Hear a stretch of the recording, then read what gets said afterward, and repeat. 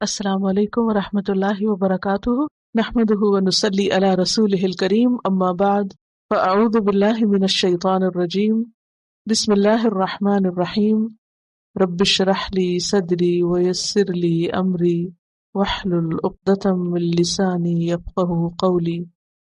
و اور من، جو کوئی، اور من کا معنی کون بھی ہوتا ہے؟ من سوال کے لیے، لیکن یہ سوال انکار کے لیے، اس کو بولتے ہیں استفہام نفی۔ استفہام کس کو کہتے ہیں؟ سوال کرنے کو، یعنی کوئی نہیں۔ یرغب، رغب یرغب، رغبت کرنا، اور اگر اس کے آگے ان لگا ہو جیسے یہاں پر ہے تو رغب ان کا معنی ہوتا ہے بے رغبتی کرنا، اس چیز سے پھر جانا، اس کو چھوڑ دینا۔ ان سے، ملت، ملت طریقہ، یہاں مراد ہے دین۔ ابراہیم، ابراہیم علیہ السلام، اللہ مگر، من جو، سفہا بے وقوف بنائے، سفہ یسفہ، سین فا ہا اس کا روٹ ہے، لفظی معنی ہوتا ہے ہلکا کرنا، ردی اور ناقص ثابت کرنا، بے وقوف بنا لینا، حماقت میں مبتلا کرنا، میک فول آف۔ اور یہ رشد کا اپوزٹ ہوتا ہے، رشد کہتے ہیں ہدایت کو۔ نفسہ، اپنے نفس کو، یعنی اپنے آپ کو، اپنی ذات کو۔ وَلَقَدْ، اور البتہ، تحقیق، تاکید کے لیے ہے سب، یقیناً، شورلی۔ اصطفیناہ، چن لیا ہم نے اس کو۔ اصطفیٰ، مصطفیٰ لفظ اسی سے ہے، اصطفیٰ یستفی، استفاء، روٹ ہے اس کا صاد فا واو۔ صفوہ کہتے ہیں چنی ہوئی چیز کو، صفیہ بھی اسی سے، نام جو ہے نا، ہم تو اس کو بولتے ہیں نا صفیہ، تو اصل میں کیا ہے؟ صفیہ، چنی ہوئی چیز، تو اسی سے لفظ صفائی بھی ہے، صاف ہونا۔ تو استفاء کا معنی ہوتا ہے صاف اور خالص چیز کو پک کر لینا، لے لینا، ایک کو دوسرے پہ ترجیح دینا، منتخب کرنا، چوز کرنا۔ فی دنیا، دنیا میں، وَإِنَّهُ، اور بے شک وہ کون؟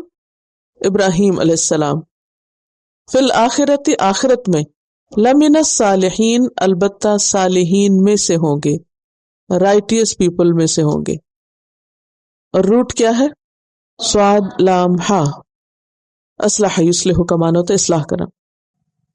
ومن یرغب عن ملت ابراہیم الا من سفہ نفسہ وَلَقَدِ اصْطَفَيْنَاهُ فِي الدُّنْيَا وَإِنَّهُ فِي الْآخِرَةِ لَمِنَ الصَّالِحِينَ، اور کون ہے جو روگردانی کرے، جو منہ موڑے ملت ابراہیم سے، مگر وہی جس نے خود کو حماقت میں مبتلا کر رکھا ہو۔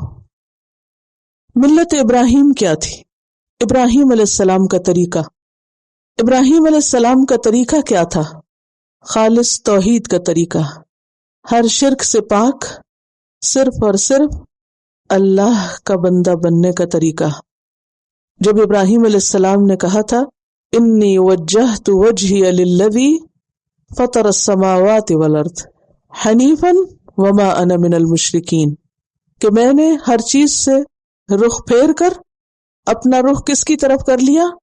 انی وجہت وجہی للذی، اس ذات کی طرف اپنا رخ کر لیا، فطر السماوات والارض، جس نے آسمانوں اور زمین کو پیدا کیا، جو آسمان و زمین کا خالق ہے۔ اسی کا حق ہے کہ اس کی عبادت کی جائے، اس کے آگے جھکا جائے، اسی سے مانگا جائے، اسی کے ساتھ وفاداری کی جائے، اس کو سب سے بڑا مانا جائے، ہر مشکل میں اس کی طرف رجوع کیا جائے، اور اس کے سوا ہر چیز سے رخ پھیر لیا جائے۔ اور انہوں نے اپنے آپ کو کیا کہا؟ حنیفن، کہ میں ہر ایک سے روگردانی کر کے قائم ہوں، جمع ہوا ہوں، کس پر؟ صرف ایک اللہ کی عبادت پر۔ ابراہیم علیہ السلام کا طریقہ اخلاص کا طریقہ تھا، سنسیئرٹی کا طریقہ تھا، وفاداری کا طریقہ تھا۔ ایک اور جگہ پر آتا ہے وَإِبْرَاهِيمَ الَّذِي وَفَّى، اور ابراہیم وہ جس نے وفا کا حق ادا کر دیا، جس نے اللہ کو جب رب مانا تو پھر اس کی خلاف ورزی نہیں کی، اس کی طرف سے منہ نہیں موڑا، اسی کے ہو کر رہے۔ سورۃ الانعام کی آیت نمبر 161 ہے، قُلْ إِنَّنِي هَدَانِي رَبِّي إِلَى صِرَاطٍ مُسْتَقِيمٍ دینن قیمن ملت ابراہیم حنیفن وما کان من المشرکین، کہہ دیجئے کہ مجھے میرے رب نے صراط مستقیم کی طرف ہدایت دی ہے۔ صراط مستقیم کیا ہے؟ دینن قیمن، درست دین۔ کیا ہے وہ درست دین؟ ملت ابراہیم، جو ابراہیم علیہ السلام کا طریقہ ہے، حنیفن، جو یکسو تھے، وما کان من المشرکین، اور جو مشرکین میں سے نہ تھے۔ نبی صلی اللہ علیہ وسلم کو حکم دیا گیا، ثم اوحینا الیک، پھر ہم نے آپ کی طرف وحی کی، ان اتبع ملت ابراہیم، کہ تم ملت ابراہیم کی پیروی کرو۔ تو خلاصہ کیا ہے کلام کا؟ سمجھنے کی بات کیا ہے کہ اللہ سبحانہ و تعالی نے ابراہیم علیہ السلام کے طریقے کو پسندیدہ قرار دیا، جو اخلاص کا، توحید کا طریقہ تھا، ایک اللہ کی عبادت پر مبنی تھا، اور نبی صلی اللہ علیہ وسلم کو بھی اسی طریقے کی پیروی کرنے کے لیے کہا گیا۔ اسی طریقے کو یہاں دین درست کہا گیا، دین قیمن کہا گیا، اسی طریقے کو صراط مستقیم کہا گیا۔ تو گویا صراط مستقیم کیا ہے؟ سیدھا راستہ کیا ہے؟ وہ راستہ جس کی طرف ابراہیم علیہ السلام چلے تھے، اور وہ کیا تھا؟ پیچھے آپ ابراہیم علیہ السلام کا پورا قصہ پڑھ چکے ہیں کہ انہوں نے اپنی پوری قوم کو، ہزاروں لوگوں کو چھوڑ دیا، آگ میں جانا گوارا کیا، اپنے باپ کی سختی برداشت کی، اور پھر اپنا ملک، اپنا وطن، اپنے رشتہ دار، اپنے دوست احباب، سب کچھ چھوڑ دیا۔ کس کی خاطر؟ ایک اللہ کی خاطر، کہ اگر ساری دنیا بھی مجھ سے ناراض ہو تو بھلے ہوتی رہے، مجھے راضی کرنا ہے تو کس کو؟ ایک اللہ کو، جو میرا خالق، جو میرا مالک، جس نے مجھے سب کچھ دیا ہے۔ تو یہ ابراہیم کا طریقہ عقل مندی کا طریقہ تھا۔ بظاہر ابراہیم علیہ السلام نے ہر چیز قربان کر دی تھی۔ آگے آپ تفصیل پڑھیں گے کہ کس طرح ابراہیم علیہ السلام کے خلاف پوری قوم نے ایکا کر لیا، بہت بڑی آگ تیار کی گئی، اور سب کے سامنے ان کو آگ میں پھینک دیا گیا، اور انہوں نے آگ میں جانا قبول کر لیا، سب کی مخالفت برداشت کر لی، لیکن کیا نہیں چھوڑا؟ توحید کو نہیں چھوڑا، اللہ کی عبادت کو نہیں چھوڑا۔ اس طریقے کو اللہ سبحانہ وتعالیٰ کون سا طریقہ کہہ رہے ہیں؟ عقل مندی کا طریقہ۔ اس میں میسج کیا ہے کہ اللہ کی خاطر سب کو ناراض کر لو، لیکن لوگوں کو راضی کرنے کے لیے اللہ کو ناراض نہیں کرو۔ اگر کوئی اس طریقے کو چھوڑے تو وہ کیا کر رہا ہے؟ الا من سفہ نفسہ، وہ اپنے آپ کو حماقت میں مبتلا کر رہا ہے، وہ دراصل بے وقوفی ہے۔ اور سفہ جو ہے یہ کیا ہے؟ سفہن کس کا اپوزٹ ہے؟ رشد کا۔ اور رشد کس کو کہتے ہیں؟ ہدایت کو۔ یعنی ایسا کرنا کیا ہے؟ گمراہی ہے، ہدایت سے دور جانا ہے، اور یہ ناسمجھی کا ثبوت دینا ہے۔ اور یہ جو بے وقوفی ہوتی ہے نا، اس کی دو وجوہات ہوتی ہیں، ایک ہے عقل کی کمی اور دوسرے علم کی کمی۔ سیدھے راستے سے انسان کب بھٹکتا ہے؟ یا تو علم نہیں ہوتا یا عقل نہیں ہوتی، اپنی بے عقلی کی وجہ سے اور یا بے علمی کی وجہ سے۔ جو بے علم ہوتا ہے وہ مخالفت نہیں کرتا اس راستے کی، جو بے علم ہوتا ہے وہ چلتا چلا جاتا ہے ایسے، لیکن جو بے عقل ہوتا ہے وہ لا علم بھی ہوتا ہے بعض اوقات، اور بعض اوقات علم والا بھی ہوتا ہے، لیکن وہ حق کی مخالفت بھی ساتھ شروع کر دیتا ہے۔ ایسا کرنا ناسمجھی ہے۔ یہاں کیا کہا جا رہا ہے کہ ابراہیم کے طریقے کی پیروی نہ کرنا، سیدھے راستے پہ نہ چلنا، دراصل کیا ہے؟ حماقت ہے، بے وقوفی۔ اچھا، ہمارے ہاں عقل مندی اور بے وقوفی کا معیار کیا ہے؟ دین پہ چلنا کیا ہے؟ عقل مندی، بے وقوفی۔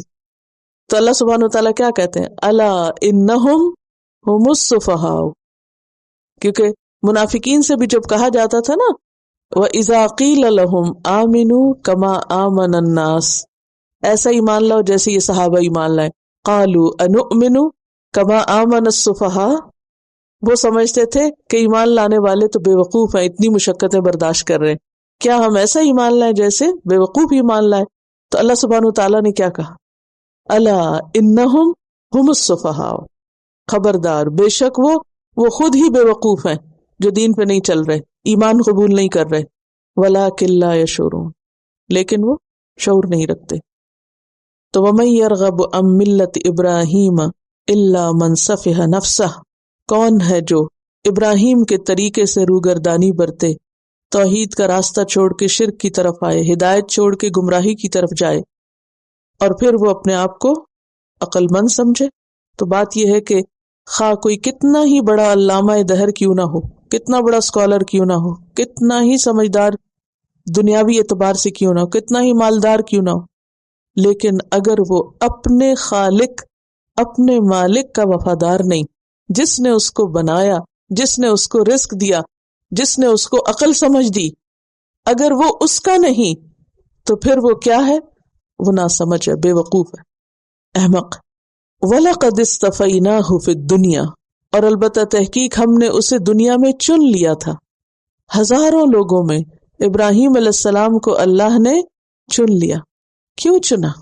انہی کو کیوں چنا؟ کیونکہ انہوں نے عقل سے کام لیا تھا، حماقت سے نہیں، عقل سے کام لیا تھا، عقل استعمال کی تھی۔ کیا کیا تھا؟ کچھ یاد ہے؟ غور و فکر شروع کیا، اپنے رب کی تلاش شروع کی، اور آسمان کو دیکھا، آسمان پہ ستارہ دیکھا، کہا شاید یہ میرا رب ہو۔ جب وہ ڈوب گیا تو کہا نہیں، یہ نہیں ہو سکتا، تو ڈوب گیا۔ پھر اس کے بعد چاند کی طرف توجہ کی، کہا شاید یہ رب ہو، یہ بڑا ہے۔ پھر کہا نہیں، یہ بھی نہیں ہو سکتا کیونکہ وہ بھی ڈوب گیا۔ سورج کو دیکھا تو کہا شاید یہ رب ہو، نہیں، یہ بھی چلا گیا، اندھیرا ہو گیا، رب ایسا نہیں ہو سکتا۔ تو پھر کہا میں تو اپنا چہرہ اس کی طرف کرتا ہوں جو خالق، مالک، مدبر ہے، رب العالمین ہے، میں اس کے ساتھ کسی اور کو شریک نہیں کرتا، کیونکہ جس نے کچھ بنایا نہیں، جو سنتا نہیں، جو کچھ کر نہیں سکتا، وہ عبادت کے لائق کہاں ہو سکتا ہے؟ تو چونکہ اس نے عقل استعمال کی تو اللہ نے اس کو پسند کر لیا، چن لیا، اور اس کو بہت بڑا مرتبہ عطا کیا۔ کیا بنایا ان کو؟ امام۔ وَلَقَدِ اصْطَفَيْنَاهُ فِي الدُّنْيَا، دنیا میں بھی ہم نے اس کو چن لیا، رسالت کے لیے، امامت کے لیے، اور اپنا خلیل کہا۔ وَاتَّخَذَ اللَّهُ إِبْرَاهِيمَ خَلِيلًا، جب ابراہیم نے سب کو چھوڑ دیا تو اللہ نے اس کو اپنا بنا لیا۔ دنیا میں بھی اتنی رحمتیں ان پہ نازل ہوئی اور اتنی بلندی نصیب ہوئی، کسی کو اللہ تعالیٰ اپنا دوست کہے، یہ کوئی معمولی بات ہے، بہت بڑی بات ہے، لیکن یہ اسی کے لیے ہے جو سب کو چھوڑ کر اللہ کا بن جائے۔ اور پھر اللہ سبحانہ وتعالیٰ نے ان کو نیک اولاد دی، ان کی اولاد میں سے ایک پوری امت اٹھی بنی اسرائیل کی، اور دوسری پھر امت محمد صلی اللہ علیہ وسلم، اور ان کو ابو الانبیاء کہا جاتا ہے، ابو العرب بھی کہا جاتا ہے۔ اور یہی وجہ ہے کہ ہم درود شریف میں نبی صلی اللہ علیہ وسلم پر درود بھیجنے کے ساتھ ساتھ ابراہیم علیہ السلام پر بھی بھیجتے ہیں۔ وَلَقَدِ اصْطَفَيْنَاهُ فِي الدُّنْيَا وَإِنَّهُ فِي الْآخِرَةِ لَمِنَ الصَّالِحِينَ، اور یقیناً وہ آخرت میں بھی صالحین میں شمار ہوگا، اس کی دنیا بھی اچھی اور اس کی آخرت بھی اچھی۔ ہم دعائیں مانگتے ہیں نا، ربنا آتنا فی الدنیا حسنۃ وفی الآخرۃ حسنہ، لیکن ابراہیم علیہ السلام کو اللہ سبحانہ وتعالیٰ نے دنیا میں بھی چن لیا اور آخرت میں بھی ان کو چن لیا، اور ان کو صالحین میں شمار کر دیا کہ اللہ کے پسندیدہ بندے ہوں گے، جن کے لیے بلند درجات ہوں گے، من النبیین والصدیقین والشہداء والصالحین، یہ ہے جو سیدھے رستے پر ہیں۔ اور بات یہ ہے کہ جو شخص دنیا میں نیکی میں آگے ہوگا وہ آخرت کے درجات میں بھی آگے ہوگا۔ آخرت دنیا ہی کا تو دوسرا حصہ ہے، جیسے آپ یہاں ہوں گے ویسے ہی وہاں آپ کو ملے گا۔ تو ابراہیم علیہ السلام کے طریقے اور آپ کی فضیلت بیان کر کے، دنیا اور آخرت میں آپ کا مقام بیان کر کے، اللہ سبحانہ وتعالی ہم سب کو ان کے طریقے کی پیروی کرنے کی دعوت دے رہے ہیں، اور ساتھ ہی یہ بھی بتا رہے ہیں کہ جو اس طریقے کو فالو نہیں کرے گا وہ پھر سیلف ڈسپشن کا شکار ہے، خود کو بے وقوف بنا رہا ہے، اپنے آپ کو دھوکہ دے رہا ہے، ناسمجھی کا ثبوت دے رہا ہے۔ سبحانک اللہم و بحمدک، نشہد ان لا الہ الا انت، نستغفرک و نتوب الیک۔ السلام علیکم و رحمۃ اللہ وبرکاتہ۔